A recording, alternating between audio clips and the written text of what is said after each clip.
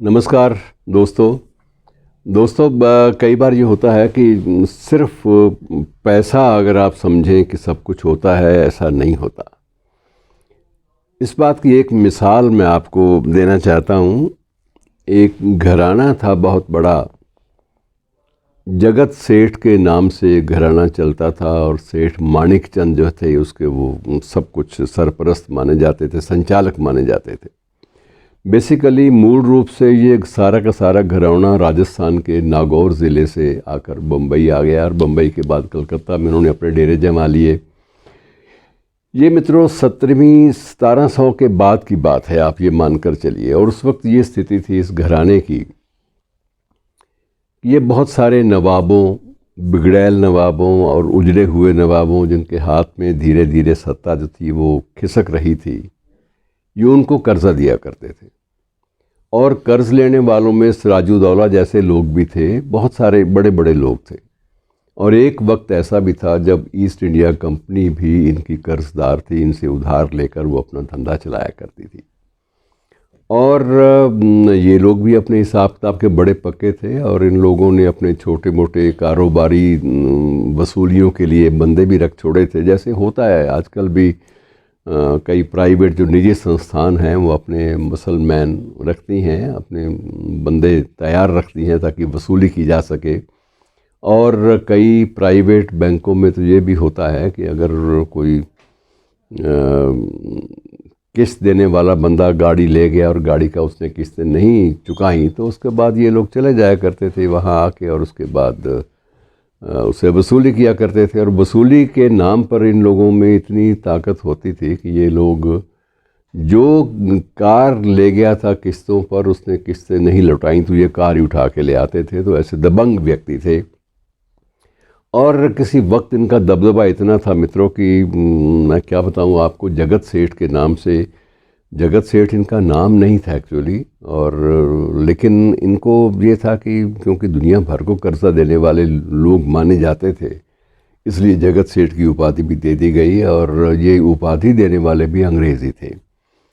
और एक वक्त ऐसा भी आया जब ये कहा जाने लगा कि इनके पास इतनी अकूत संपत्ति है, इतना अकूत धन है कि अगर इंग्लैंड के, ब्रिटेन के, तत्कालीन ब्रिटेन के सारे बैंकों की कुल जो जमा राशि है उसका भी अगर जोड़ निकाला जाए तो वो जोड़ भी इनके पास जो धन था उससे आधा भी नहीं होता था।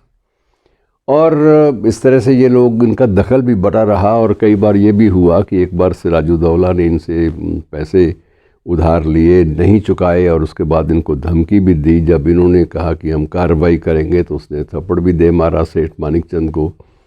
और उस थप्पड़ का बदला लेने के लिए इन्होंने अंग्रेज़ों से हाथ मिलाया। फिर क्लाइव की जो सेनाएं थी, सिर्फ 3000 फौजी लेकर क्लाइव आया था और क्लाइव, लॉर्ड क्लाइव के साथ मिलकर इन्होंने सिराजुद्दौला की उसको हराने की, उसको अपदस्थ करने की चाह। मतलब इनके सामने कोई ये नहीं होता था कि हमारे मुल्क का राजा हार रहा है, हमारे मुल्क का कोई नवाब किसी तरह से शिकस्त पा रहा है। तो इनको ये होता था कि जिस व्यक्ति ने हमारे पैसे नहीं दिए उस व्यक्ति को नेस्त नाबूद करना ही होगा, वरना जो भी कर्ज लेगा हमारा तो कर्ज वापस ही कोई नहीं करेगा। लेकिन मित्रों, धीरे धीरे मैं जिस बात की ओर आपका ध्यान दिलाना चाहता हूँ कि इतना बड़ा घराना जिसके पास इतनी अकूत संपत्ति थी, जो नवाबों, महाराजाओं और ईस्ट इंडिया कंपनी जैसे सौदागरों को भी कर्ज दिया करते थे, आज उनका कोई अता पता नहीं है।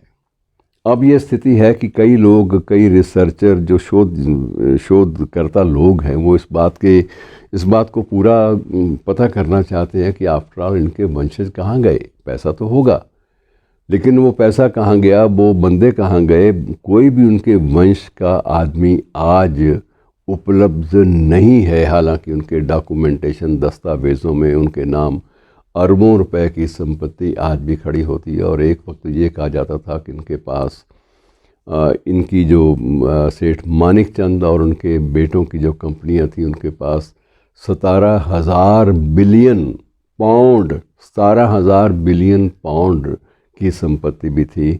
लेकिन वही बात आ जाती है कि जहाँ धन जो है केवल मात्र धन अर्जित करने के लिए और धन की राशि बढ़ाने के लिए इस्तेमाल होता हो, जहाँ उसका कोई सिद्धांत ना हो, कोई नीति ना हो, कोई लक्ष्य ना हो, वहाँ धन भी बर्बाद और पूरा पूरा वंश भी बर्बाद।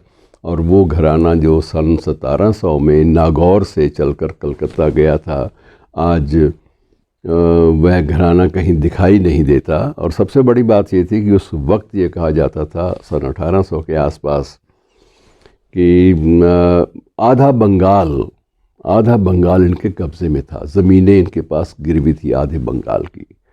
इतना बड़ा घराना आधे बंगाल को गिरवी रखने वाला, और वह घराना अब दिखाई ही ना दे, ये बात बड़ी अजीब सी लगती है। लेकिन हालात बहुत कुछ सिखाते हैं मित्रों, लेकिन ये इतिहास बहुत कुछ सिखाता है। लेकिन दिक्कत ये है कि हम लोग अभी इतिहास से कुछ नहीं सीखते, और आखिर यही होता है कि ऐसे घराने, उनकी चर्चा सिर्फ़ किताबों और चंद बहियों तक सीमित हो जाती है, और उसके बाद बिल्कुल पता नहीं चलता कि कौन कहाँ गया। तो मित्रों, ये बात मानकर चलना चाहिए कि धन जो है, अकेला पैसा, ये दुनिया में कहीं ना तो आपको प्रतिष्ठित देता है, ना स्थायित्व देता है, और ना ही आपका नाम या वंश बना रह सकता है। शुक्रिया दोस्तों।